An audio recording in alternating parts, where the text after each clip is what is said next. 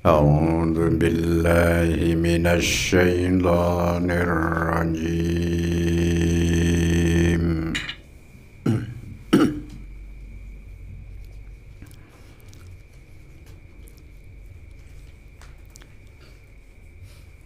بسم الله الرحمن الرحيم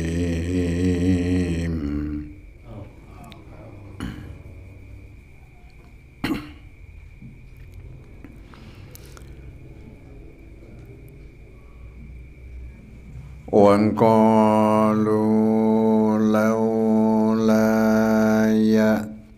يأتينا بآية من ربه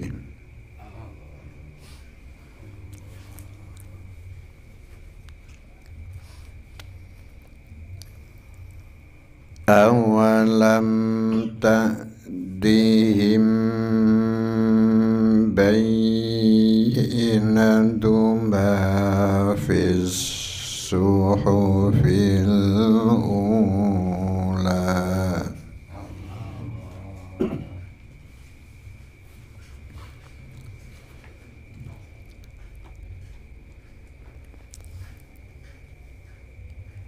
ولو أنا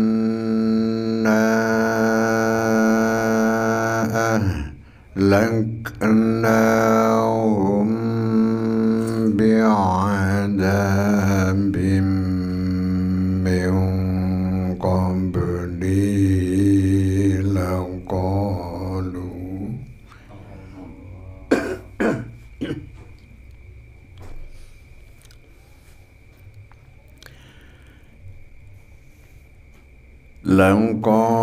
لقالوا ربنا لولا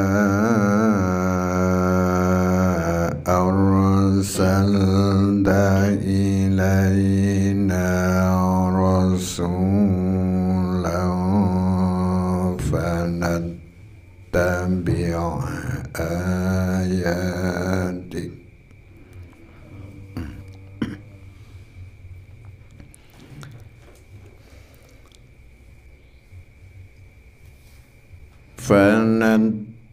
فنتبع آياتك من قبل أن نذل ونخزى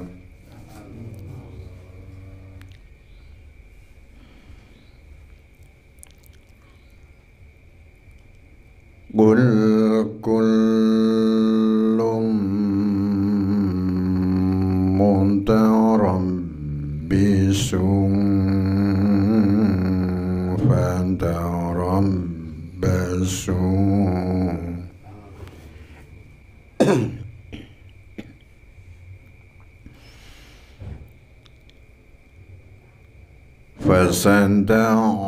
فستعلمون من أصحاب الصراط السوي ومن اهتدى صدق الله العظيم.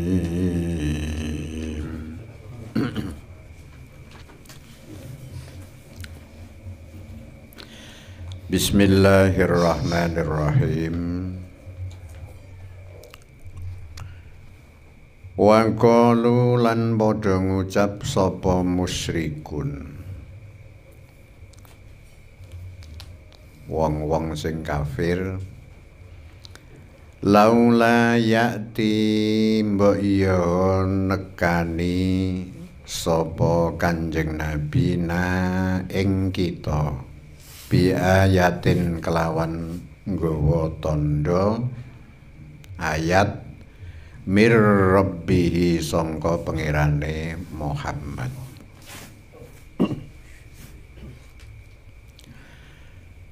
Awalam ta'ti apa to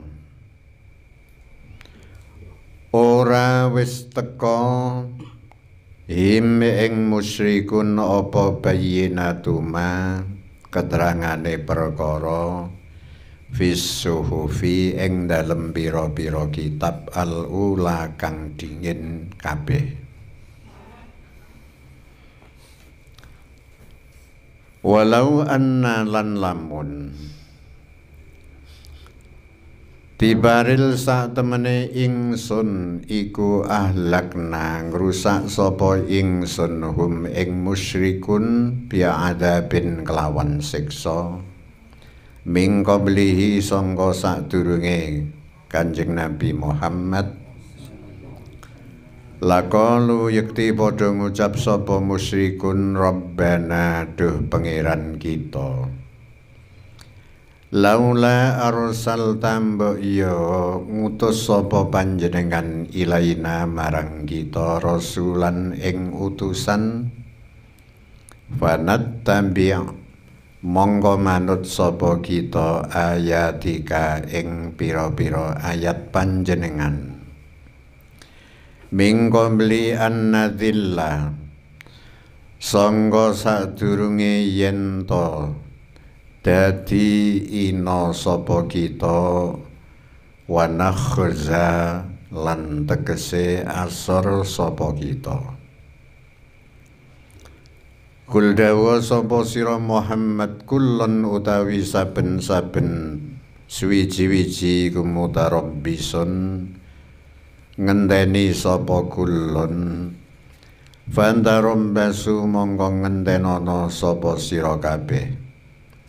Basa ta'lamuna mongko bakal weruh sapa sira kabeh man ing utawi sapane wong iku as-sahabus sirati wong kang duweni dalan as-sawi kang jejeg waman lan wong ihtada kang tampa pituduh sapa man. Malam ini surat Toha yang terakhir. Dan keteranganipun pada surat Toha ayat yang ke-123 sampai terakhir. Sebab sebelumnya itu ayatnya menerangkan tentang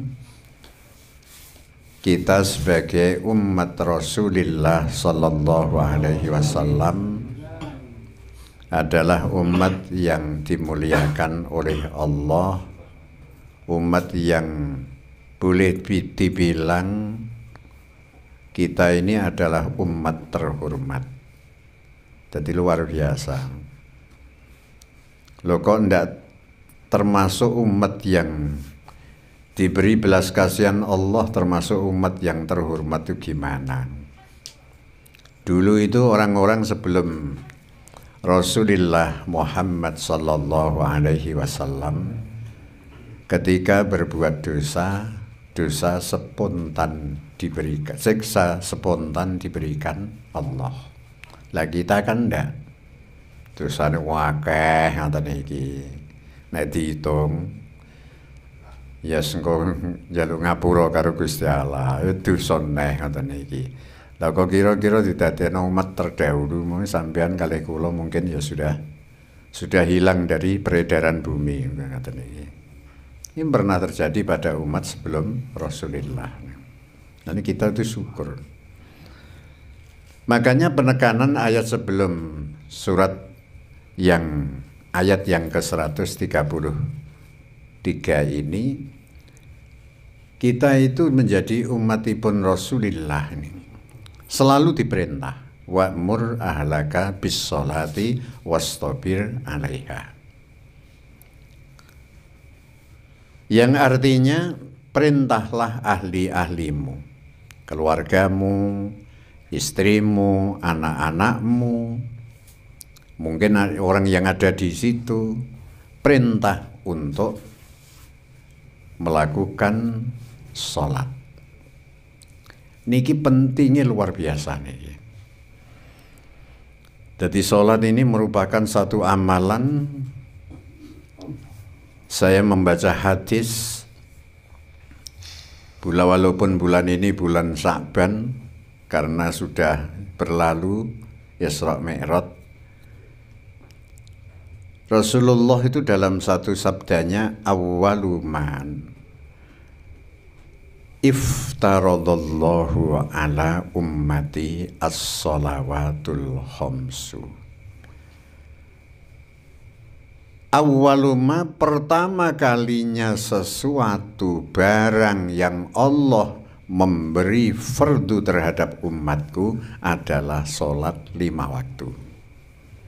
Niki monggo supaya kita itu lebih giat, supaya kita lebih semangat. Wong umur ini ya semakin berkurang, kita gunakan. Ngoten niki. Wis ibadah diki sholat sing sregep ngoten niki. Syukurlah kita tuh mampu untuk melakukan jamaah ini luar biasa. Kula niku sering matur. Sampai Rasulullah ini mengatakan dalam satu sabdanya, idza ra'aitumur rajula ya'tadul masajid. Ketika kamu melihat ada seseorang ini kok dia membiasakan ke masjid, artinya melakukan sholat berjamaah, fasyhadu lahu bil iman. Kalian semua bersaksilah kepada orang itu dengan kesaksian iman. Ini penting nih. Masya Allah nih. Semoga-moga kita itu diberi kekuatan Allah. Amin Allahumma. Amin. Sejenak waktu untuk kita melakukan sholat. Hadis selanjutnya, wa awwalu ma tus'aluna an a'malihim as-shalawatul khamsu. Pertama kali ketika kita ini sudah sowan ngersani Gusti Allah, yang akan ditanya pertama kali adalah sholat 5 waktu. Dan hadis selanjutnya, pertama kali amal-amal umatku yang akan dilaporkan ke Allah adalah sholat 5 waktu. Luar biasa nih. Tadi mulane kula njenengan iki selalu nyuwun dumateng Allah Subhanahu wa taala diwenehi kekuatan, diwenehi sregep untuk melakukan sholat 5 waktu. Kita baleni syukur berjamaah. Ngoten iki. Wastabir 'alaiha, kita itu harus menyabarkan diri. Jadi wong sholat niku, wong ibadah niku ada butuh satu kesabaran, butuh satu ketabahan.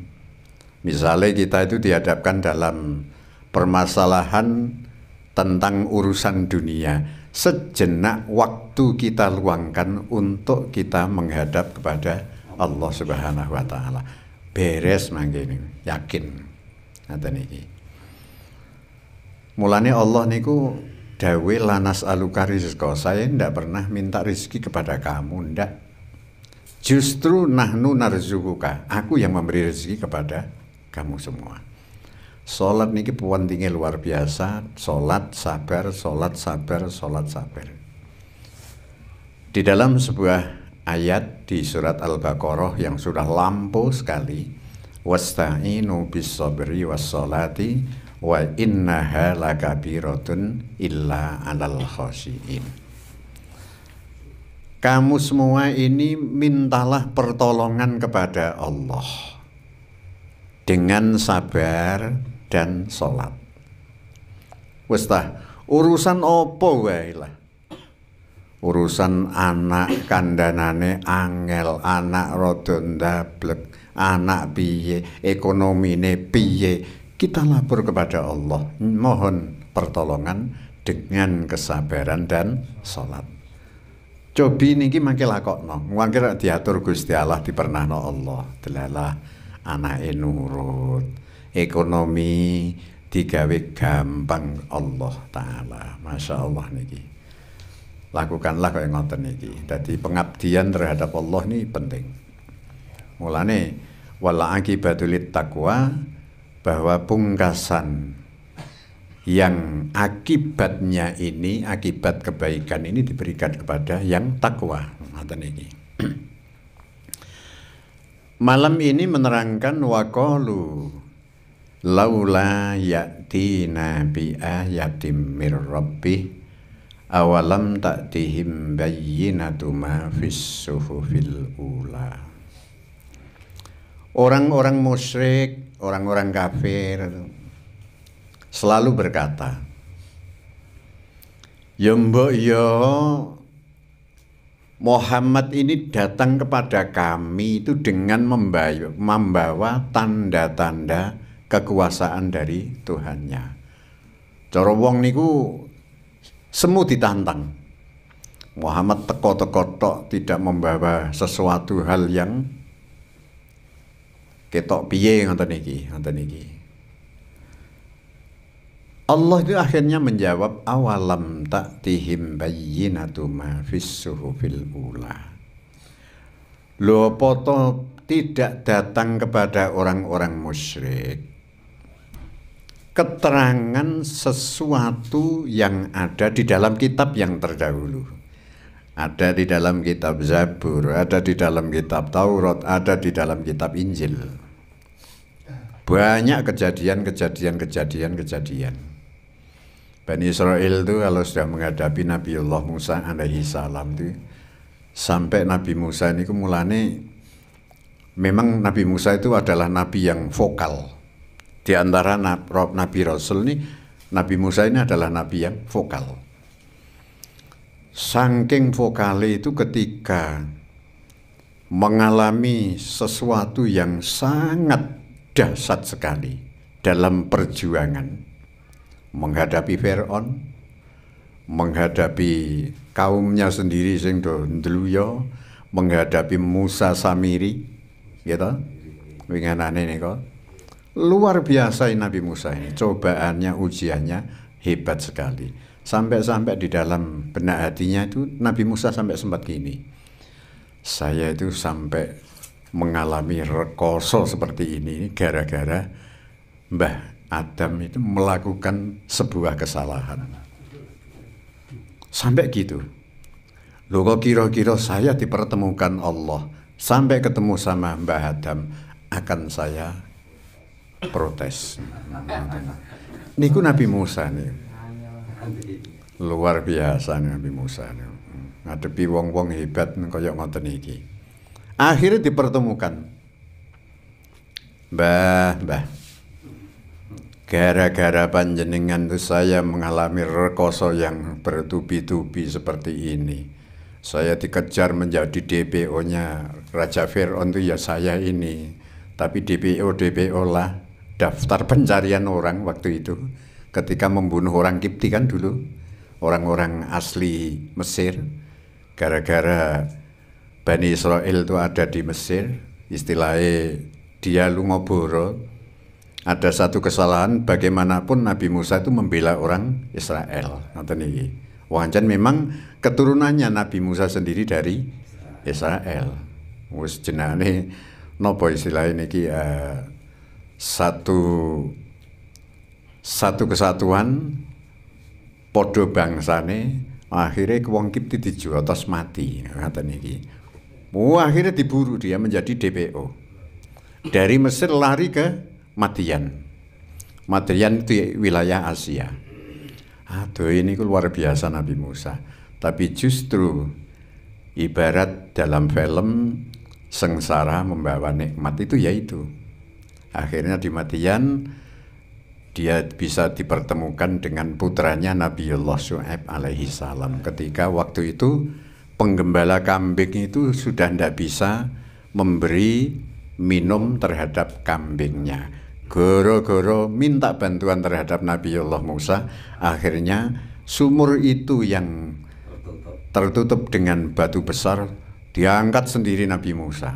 Sampai kagum orang-orang, iki wong apa-apa itu kok sampai gini. lurusane luar biasa. Ya kaya Samson lah ngaten iki. Lah putranya Nabi Syuaib akhirnya menceritakan kepada ayahanda, ayah, wah luar biasa, sejegi urip itu seumur saya tuh baru tahu itu. Oh ada orang terusane luar biasa nih, ngungkuli Mbah Marijan ya. Monggo waktu itu durung ngombe anu nggih, kuku Bima.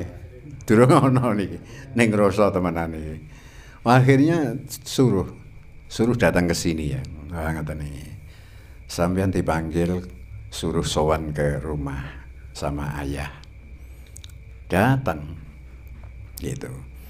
Datang iku nek kira-kira kok oleh Junet utawa oleh Udin ngoten iki. Wis nok mburine cewek ra apa-apa, nek menawa kecete nyelingkap ya lumayan. Nek Nabi Musa ndak mau. Ndak mau. Mbak, saya di depan aja ya Mbak ya. Nanti bilang kalau mau ke kanan atau ke kiri ya. Kanan, kiri, kanan, kiri. Sampai Nabi Musa itu dijuluki innahu laqawiyyun amin. Sesungguhnya Musa itu adalah sungguh orang yang rusuh. Amin, orang yang terpercaya. Datang ke rumahnya Nabi Syuaib. Disuguhi makanan dan lain sebagainya ini. Akhirnya inti ceritanya, saya punya anak perempuan 2, pilih salah satunya. Oh, ngaten iki. Ceritane iki nek diterusno dawa wis wingenane wis. Ngaten iki. Tapi yo asik lah ceritane ngaten iki. Mulane akhirnya ketemu Nabi Yullah Adam alaihi salam. Nabi Adam itu hanya mesem saja. Musa, kok saya tidak dekat dengan Syajaratul Khuldi? Ya kamu ya ndak ada di dunia toh. Ya ndak ada kamu. Jadi adanya saya seperti itu ya ada kamu ini. Ngaten iki. Ngaten iki. Memang vokal Nabi Musa itu. Waktu Kanjeng Nabi Muhammad sallallahu alaihi wasallam ini dimi'rajkan Allah. Dimi'rajkan itu diangkat untuk naik ke atas. Sampai dari langit pertama, kedua, ketiga, keempat, kelima, keenam Nabi Musa, ketujuh Nabi Ibrahim. Di atasnya ini adalah ada tempat spesial yang namanya Sidratil Muntaha. Ini malaikat sudah tidak bisa masuk di situ wilayahnya. Hanya Nabi kita. Jadi malaikat Jibril itu sudah ada di bawahnya. Sudah tidak kuat naik ke atasnya. Lain kula jenengan iku anggere mampu menekan hawa nafsu, ya wis ngungguli malaikat nih. Amin Allahumma. Nek kuat ngoten iki. Dimi'rajkan oleh Allah. Akhirnya di Sidratil Muntaha Nabi Muhammad ini mendapat wahyu bahwa kamu dan umatmu akan aku fardukan sehari semalam untuk melakukan sholat 50 waktu. Kanjeng Nabi ini menjadi seorang Rasul itu luar biasa. Sampean kali kula niku duwe Nabi sing wah wis tunduknya terhadap Allah, ngoten masyaallah. Kanjeng Nabi angger nggih Gusti. Medun lagi ke langit yang ketujuh bertemu Nabi Ibrahim biasa-biasa saja. Bareng keenam ketemu Nabi Musa. Kamu tadi mendapat apa dari Allah? Nabi Musa, aku dengan umatku diberi kewajiban sehari semalam untuk melakukan sholat 50 waktu. Aduh, umatku itu besar-besar. Umat panjenengan itu kecil-kecil. Naik ke atas saja. Minta dispensasi. Keringanan. Lho ngoten niku Kanjeng Nabi akhirnya naik lagi. Dadi kula jenengan iki bener itu atas jasa Nabi Musa. Iso diwenehi enteng kaya ngoten iki. Enteng-enteng ana niku ya abot ngoten kok. Nggih. Mulane akhirnya mendapat 5 waktu dispensasi menjadi 45. Turun lagi ketemu Nabi Musa. Berapa? Dispensasinya hanya 5. Naik saja. Minta dispensasi lagi, kurangi 5. Berapa nih? 5 waktu. Waduh, minta pengurangan. Dah malu aku. Munggah ping 9 niku untuk pengurangan tuh 5 kali 9 tuh 45. Luar biasa. Niki jasane Nabi Musa. Tapi mulane kula jenengan niki Masya Allah. Jadi vokalnya itu vokal membawa barokah. Vokalnya membawa manfaat kepada kita. Walaupun 5 waktu itu sudah didhawuhke Allah. Tadi ayat yang depan, wa innaha lakabiratun illa alal khosiin. Sesungguhnya sholat ini adalah sungguh berat. Berat sekali. Kecuali bagi orang-orang yang khusyuk. Ngaten iki. Mulane kula jenengan iki masyaallah njaluk karo Gusti Allah pokoke. Dadi aja sok kemaki, wah aku iki olahragawan aja ngono. Wong sing aweh waras iki Allah taala kok ngoten niku. Wah aku wis dadi perak apotik. Sing aweh waras Gusti Allah, ame obat mbok untal kabeh ora diwe waras Gusti Allah ngoten niku. Nggih. Wong kadang-kadang Gusti Allah niku aweh obat niku ya lucu ngoten iki. Nggih, lucu. Saya tuh punya teman seorang mantri senior. Beliau itu ada di Angkatan Darat. Mulai masuk dia di kesehatan. Saya suni. Wayah waktu corona geger. Keluarganya tuh mantu polisi barang. Sudah memaksa Bapak harus di rumah sakit opnam. Ndak. Istrinya juga gitu. Bapak harus opnam. Ndak. Dah, saya sudah yakin kalau memang saya mati, harus mati di rumah aja. Niki temenan cerita terhadap saya. Ketika waktu itu dia sakit, itu dia mimpi. Dia seakan-akan sholat di masjid milik ngen kula niku, Masjid Al Abror dekat Balai Desa. Bareng ngoten niku no ngambel, wis kaya Pak Ali no ambel ngoten iki, ron juwagong ngoten madhep ngetan ngoten iki. Wis mbah sing diomong napa, beliau ini diam saja. Tahu-tahu ada orang tua yang dia tidak mengenal, itu ngerogoh sak, terus memberi obat. Nang, ini telan aja, ditelan.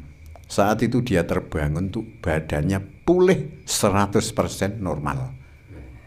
Sampai dia bilang sama istrinya, wetengku ngeleh, saya minta makan. Loh bapak sakit? Enggak, aku sudah sembuh. Niku temenan, wongi jewrep nganti niki. Allah niku nek memberi obat niku gampang wae. Ora ana sing barang angel ngoten iki. Lan kita tuh selalu taqarrub, selalu mendekat kepada Allah taala, minta pertolongan ngoten. Ngoten. Soale kaya wong musyrik niku. Ora ngono, Muhammad teko ya ora tau nggawa tandha kekuasaan pangeran ngoten iki. Aja ngoten. Ayat selanjutnya walau anna ahlaknahum bi'adzabim min qablihi. Andaikan aku Allah ini merusak kepada orang-orang musyrik tersebut dengan satu siksaan sebelum datangnya Kanjeng Nabi itu, pasti dia itu akan selalu ngomong. Dadi apa meneh nek wis nanggone dina kiamat besok. Rabbana laula arsalta ilaina rasula fanattabi'a ayatika min qabli an nadhilla wa nakhza. Dadi sampeyan nanggone akhirat nih, pada hari kiamat nih, dia berdoa. Lah dulu mbok yo panjenengan ini mengutus seorang rasul bagi kami, ya Allah. Dadi wis lali nek niki. Lali. Nalika nang donya ketemu Kanjeng Nabi, ndak pernah dia itu mengikuti kepada aturan Kanjeng Nabi. Malah dia itu tidak mempercayai Nabi dengan tidak membawa ayat-ayat Allah. Maksudnya tanda-tanda kekuasaan Allah. Ngoten. Bareng wis nek kono itu dia terus ngomong. Andaikan kok engkau memberi Rasul kepada kami nanti akan mengikuti ayat-ayat panjenengan Gusti. Sebelum kami mengalami kehinaan dan kami mengalami satu derajat yang paling rendah. Wis bar niku wis kliwat. Dadi wong niku kadang-kadang niku nek ngresnu ngoten niku biasanya sudah melakukan satu perbuatan kesalahan, lagi gelo ngoten iki. Lah wong-wong musyrik ini nanti akan gelo seperti itu. Mulane Kanjeng Nabi didhawuhi, Muhammad qul kullum mutarabbisun fatarabbasu. Katakanlah Muhammad, tiap-tiap sesuatu ini nanti akan menanti, menunggu. Maka kalian semua ini, wahai orang-orang musyrik, tunggulah. Bos, tunggulah nanti. Maka kalian semua ini akan melihat, kalian semua akan mengetahui siapa di antara kita ini termasuk Kanjeng Nabi, termasuk umatnya, kulon jenengan, siapa yang mempunyai jalan yang tegak dan siapa orang yang mendapat hidayah. Nek ndelok ayat ini menjadi pungkasan surat Tuhan iki, harapannya kula jenengan iki agar kita itu selalu ada di garis Allah, siratis sawi, jalan yang tegak. Wis nglakoni agama Islam sing temenanan ngoten mawon. Dan wa manih tada, orang yang selalu mendapat hidayah dari Allah Subhanahu wa ta'ala. Semoga akhir ayat surat Toha ini kita semua menjadi orang-orang yang ada di jalan Allah, yang selalu mendapat hidayah. Amin Allahumma amin. Al-Fatihah.